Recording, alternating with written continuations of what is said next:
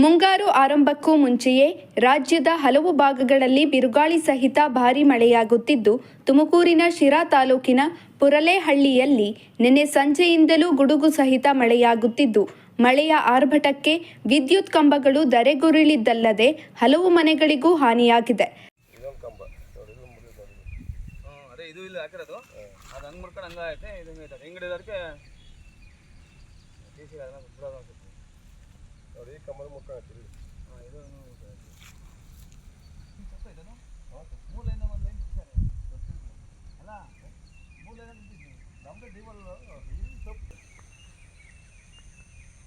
ಈಗ ನನ್ನ ತೆಂಗಿನ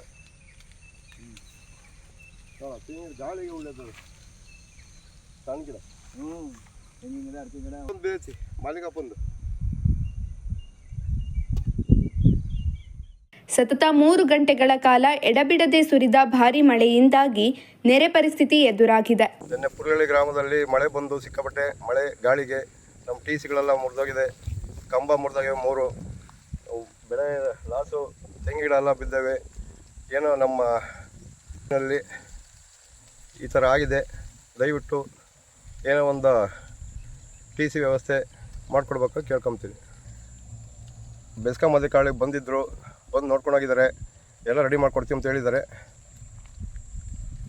ಬೇಗ ನಮ್ಗೆ ರೆಡಿ ಮಾಡಿಕೊಟ್ರೆ ಒಳ್ಳೆಯದು. ನಮಗೆ ಈಗ ಬೆಳೆ ಇಡಬೇಕು, ಬೇಗ ಆದಷ್ಟು ಮಾಡಿಕೊಟ್ರೆ ನಮಗೆ ಭಾರಿ ಅನುಕೂಲ ಆಗುತ್ತೆ.